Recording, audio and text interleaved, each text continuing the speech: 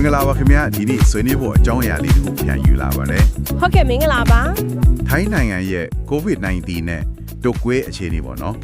2025မေလပိုင်းအတိနောက်ဆုံးရထားတဲ့အစီအငံစာလေးတွေကိုအခြေခံပြီးတော့အသေးစိတ်လေးပန်းကြည့်ကြတာပေါ့ဟုတ်ပါတယ်ဟုတ်ကဲ့အဓိကကတော့လက်ရှိအခြေအနေဘယ်လိုရှိလဲဘာတွေတတိထားမလဲကာကွယ်ရေးတော့ဘာတွေလုပ်နိုင်မလဲဆိုတာတွေကိုပို့ပြီးနားလည်တော့ဖို့ပါပဲကဲဒါဆို COVID-19 သိန်းကနန်းလေးတွေနဲ့စလိုက်ရအောင်ဟုတ်ကဲ့မေလပထမပတ်၄ရက်နေ့ကနေ10ရက်နေ့အတွင်းမှာလဲလူနာသက်9,000ကျော်သေဆုံးသူတဦးတနေ့လုံးစာ January 15ကနေမေ8အထိကြည့်ရတော့လူနာက40,000ကျော်သွားပြီသေဆုံးသူက15ဦးရှိခဲ့တယ်ဆိုတော့ဒီကိန်းကနန်းတွေက COVID ကဒေတာမြေရုံက endemic ဖြစ်သွားပြီလို့ပြောနေကြတာပေါ့နော်ဟုတ်ပါတယ် endemic ဆိုတဲ့သဘောကတော့ तू ကလုံးဝပျောက်သွားတာမျိုးမဟုတ်ဘူးလေဟုတ်တုတ်ကွေးလိုပဲယာရီလိုက်ဖြစ်အခြေအနေရဖြစ်ကူးစက်မှု line သေးသေးလေးတွေကတော့ရှိနေနိုင်သေးတယ်ဆိုတဲ့သဘောပါတနည်းပလုံးကူးစက်နိုင်ခြေရှိနေတော့ပဲပေါ့အသက်အုပ်စုအလိုက်ကြည့်ရင်ရောဘယ်သူတွေမှာပုံညာနေလဲတွေ့ရတာကတော့ဝေးဖို့ရကလေးအရန်ငယ်တဲ့အုပ်စုပေါ့နော်ပြီးတော့30-39နဲ့20-29ကြားလူငယ်နဲ့လူလက်ပိုင်းတွေမှာအဖြစ်များနေတာတွေ့ရတယ်ကလေးတွေနဲ့လူငယ်တွေမှာများတာကတော့သတိထားစရာပဲဟုတ်တယ်ဒါပေမဲ့လေတေဆုံးမှုအများစုကတော့အသက်60နှစ်အထက်ပြီးတော့နာရာရှည်ယောဂအခန်းရှိသူတွေgroup 68လို့ခေါ်တဲ့အုပ်စုပေါ့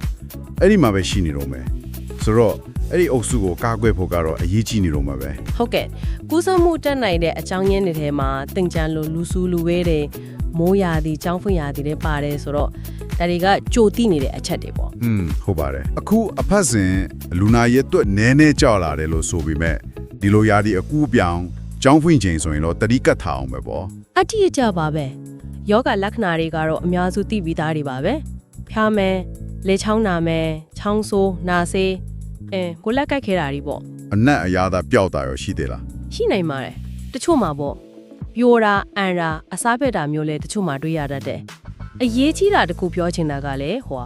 ယောဂလက္ခဏာမပြခင်နှဆုံးရက်လောက်ကတွေကသူများတွေကိုကူးနိုင်နေပြီဟုတ်လားအဲ့ဒါကပိုဆိုးတာပေါ့ဟုတ်တယ်လက္ခဏာစပြပြီးပထမ9ရက်ကအပြင်းဆုံးကူးစက်နိုင်တဲ့အချိန်9ရက်ကနေ10ရက်လောက်ထိတောင်ကူးနိုင်ခြေကရှိနေသေးတာဒါကြောင့်ကိုနည်းနည်းလေးမတင်ကြတာနဲ့တိချနေလိုက်တာမတ်စတာထားတာအကောင်းဆုံးပဲမှန်ပါတယ်ကဲဒါဆိုကိုဗစ်အပြင်နောက်တစ်ခုတုတ်ကွေးသူ့အခြေအနေကဘယ်လိုရှိလဲအစီရင်ခံစားတွေမှာတုတ်ကွေးကတော့နေ2025ဇန်နဝါရီကနေမေ8အထိဆိုရင်လူနာက3,300ကျော်သွားပြီဟာအများကြီးပဲဟုတ်တယ်သေဆုံးသူက43ဦးဆိုတော့လူနာရဲ့တော့ချီပဲကြည့်ရင်ကိုဗစ်ထအများကြီးပုံများနေတာတွေ့ရတယ်ဟုတ်ကဲ့လာရကတော့တင့်ကြံမှာခဏမြင့်တက်သွားပြီလို့အခုပြန်ကျနေတယ်ဆိုပေမဲ့ပေါ့နော်လွန်ခဲ့တဲ့9နှစ်ပြမြောက်နှုံနဲ့ရှင်ရင်တော့အများနေတော့မယ်တုတ်ကွေးမှာတော့အသက်ဦးစုပဲဟာတွေပုံများလဲတုတ်ကွေးမှာတော့ထူးခြားတယ်9ခုနှစ်ဝါဖုန်နှစ်10ဦးနှစ်အဲ့ဒီအုပ်စုတွေဆိုလိုတာကကလေးတွေနဲ့ဆေးကြောသက်အပိုင်းတွေမှာအဓိကဖြစ်နေတာဩဒါဆိုကိုဗစ်ကလူလက်ပိုင်းတုတ်ကွေးကကလေးတွေမှာပိုဖြစ်များတဲ့ဆိုတဲ့ပုံစံကွဲနေတာပေါ့နော်အကြမ်းမြင့်တော့အဲ့လိုပြောလို့ရမယ်ထင်တယ်ဒီယောဂနှစ်ခုလုံးကမိုးရာသီကြောင်းဖွင့်ရာသီမှာပြန်တက်လာနိုင်တယ်ဆိုတော့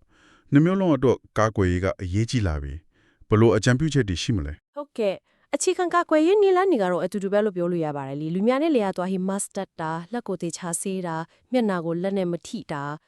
နေမကောင်းတဲ့သူတွေနဲ့ခက်ခွာနေရမျိုးတွေပေါ့ဟုတ်ကဲ့ဒါတွေကအခြေခံမဲနော်ဟုတ်ပါတယ်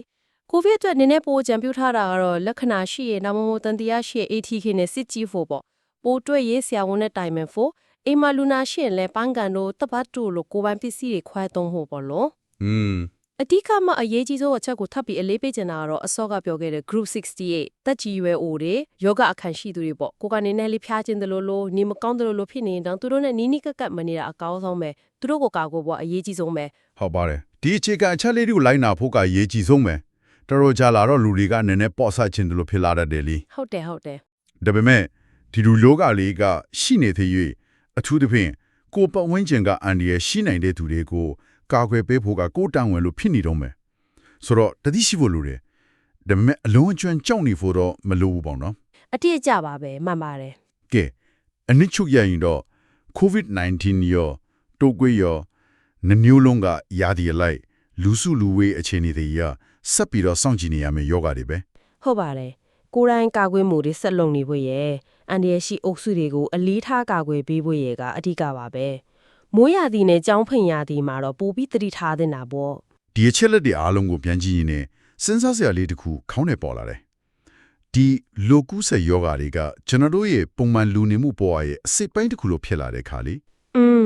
တပူးချင်းကကွယ်ရေးလောက်တာအပြင်ပိုကျက်ပြက်နဲ့မြင်းတဲ့ကြည်ရင်ပေါ်ရေရှည်မှာပြည်သူ့ကျန်းမာရေးမူဝါဒတွေကျန်းမာရေးစနစ်ရဲ့တုံ့ပြန်မှုတွေကိုဒီလို new normal လောက်ခေါ်နေတဲ့အခြေအနေတွေနဲ့ဘလို့အံဝင်ခွင့်ကြဖြစ်အောင်အကောင်းဆုံးဖြစ်အောင်ပြောင်းလဲညီနိုင်တော့ကြမလဲဆိုတာကတော့